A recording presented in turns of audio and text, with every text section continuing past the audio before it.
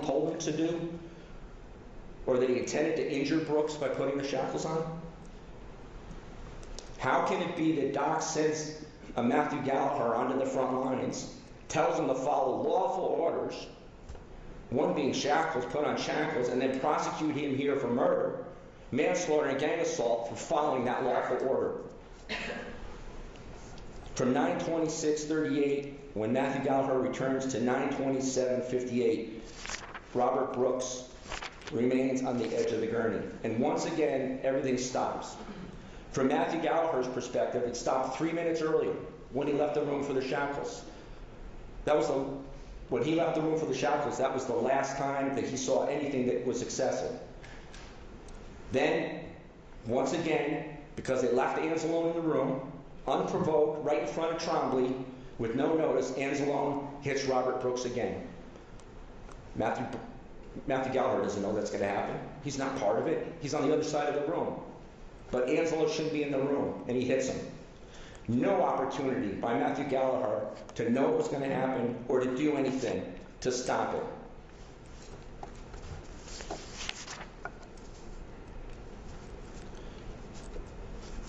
The government also alleges that Matthew Gallagher didn't get medical treatment soon enough for Robert Brooks.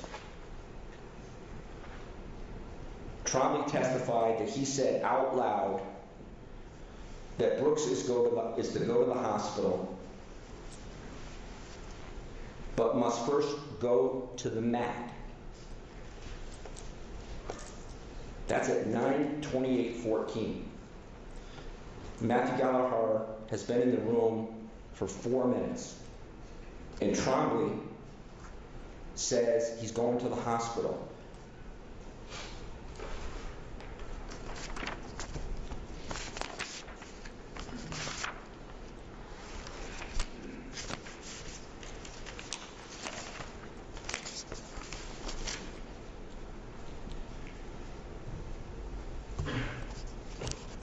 This is what Trombley said.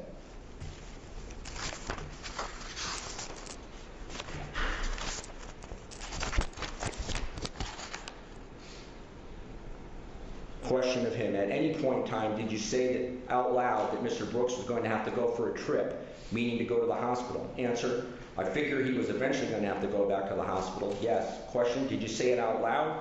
Answer: I do recalling somebody to get a trip set up. You have to get stuff set up for that. Question: which means to begin the medical care process? Yes. And you would expect everyone within earshot to know that now Mr. Brooks is going to get medical care, right? Yes. So he announces in the room at 9:28, Trombley does, we're getting the medical care. And then what does he do? Trombley leaves the room at 9:29. He's announced they're getting medical care, and the people in the room reasonably expect that Trombley's going to make the call to get medical care. Why would Matthew Gallagher believe he now has to make a call to get medical care when the boss of the infirmary, Sergeant Trombley, who runs the infirmary, has just stated 4 minutes after Matthew Gallagher is in that room that they're going to get medical care for him, and leaves the room to do so, seemingly to do so. Matthew Gallagher didn't deny him medical care. The nurses were in the hallway when Matt Gallagher came back with the shackles.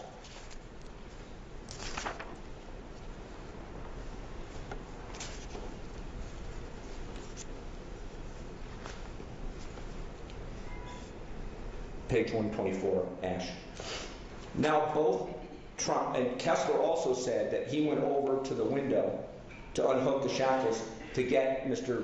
Brooks ready to be transported for medical care. At 9:31, both nurses are in the doorway to the room. And the medical care is, you haven't seen this, it's somewhat not done by the nurses. I mean, you're going to see two nurses in the room who now take over the medical care, and they don't do anything. Slide 55, actually. That's the nurse. Go back to the image. That was the nurse right there. Right there's the nurse to provide medical care.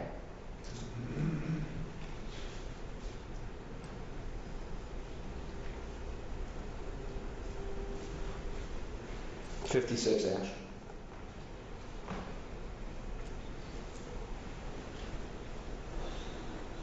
Stop it. That's a nurse. That's a nurse. At 9:33:41. Go ahead.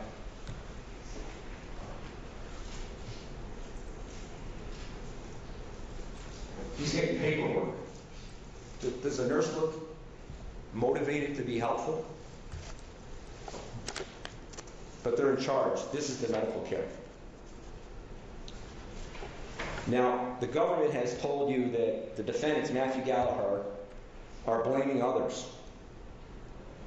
That we're claiming, I think the analogy is Nuremberg, I took orders. We're not saying he was under orders.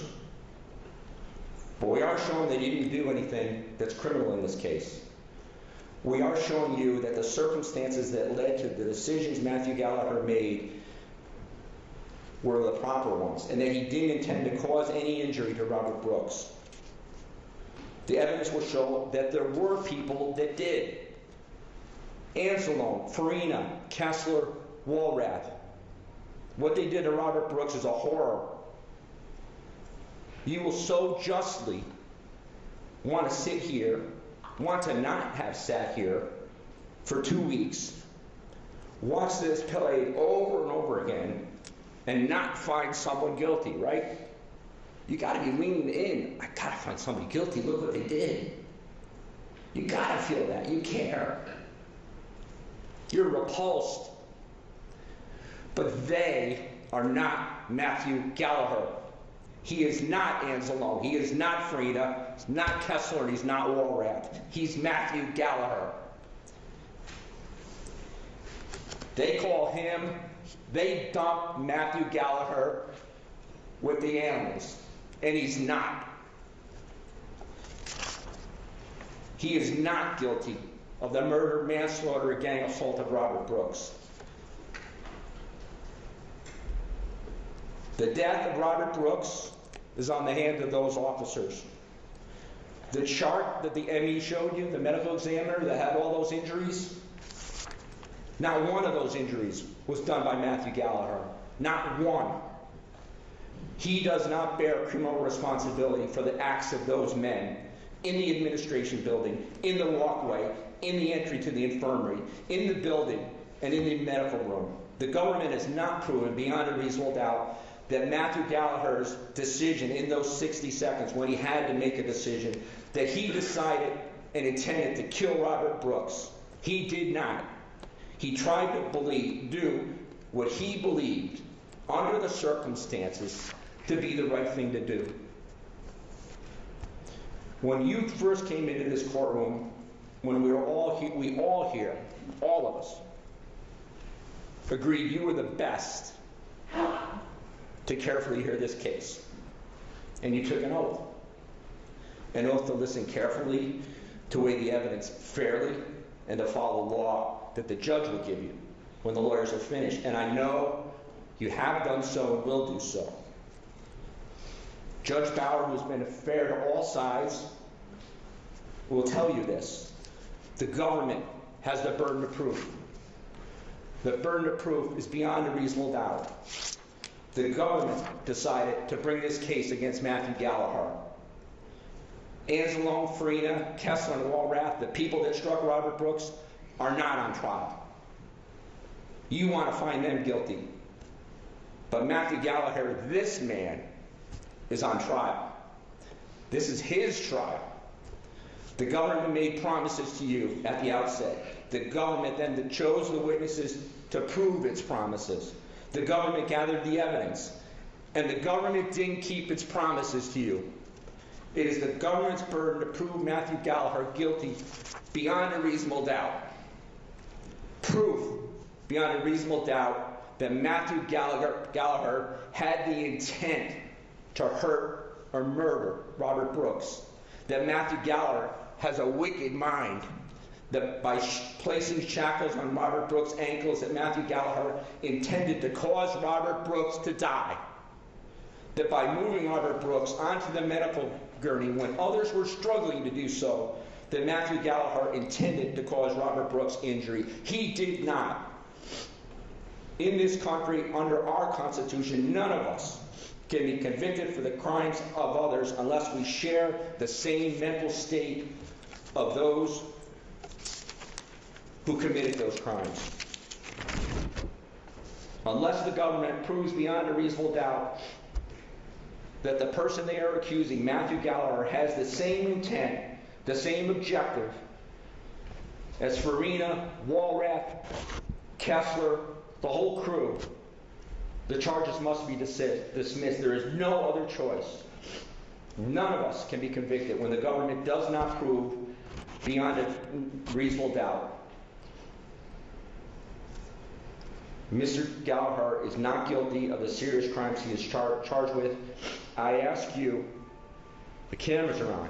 They're only on me, but the spotlight's on you. You have to be courageous. You do. You have to make the right decision. You do. And find Matthew Gallagher not guilty. Thank you.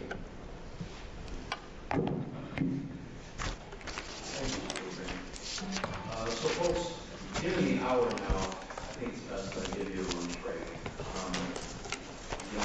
Remind you of your admonitions. You might be tempted to talk about the case because you've heard a couple of closings, but you're only halfway through it. So resist that temptation. Over this lunch break, do not discuss the case with anyone, even among your fellow jurors. Do not rewatch or listen to any accounts of the case in the media, nor conduct any research on your own. Do not view the location that crimes alleged to have occurred. Continue to keep an open mind. If anyone tries to influence you in any way, you must report that to me immediately. Let's say 1:30. Please be back no later. We'll start at 1:30. Enjoy your lunch.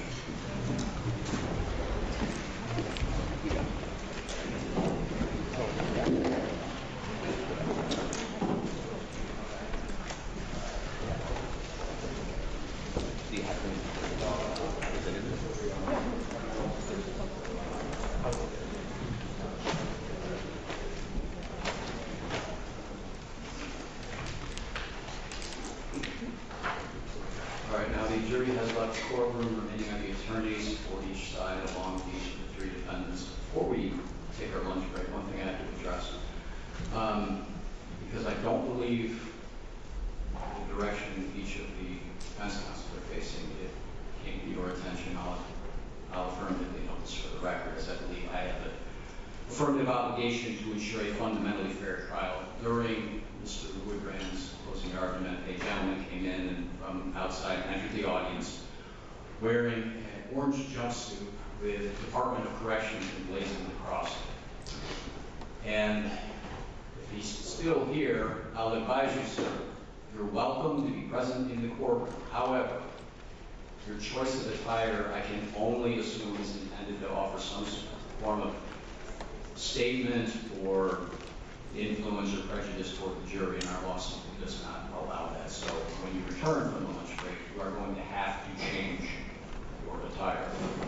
On the bright side, I can say that I observed this gentleman as soon as he entered the courtroom, and I immediately turned to our jury, who fortunately seemed to be engrossed in looking at the video monitors that Mr. Woodbrand was calling attention to during that portion of his closing, so I do not believe any of them even saw this individual. But to prevent any prejudice as we go forward, nothing of that sort will be permitted as we continue on.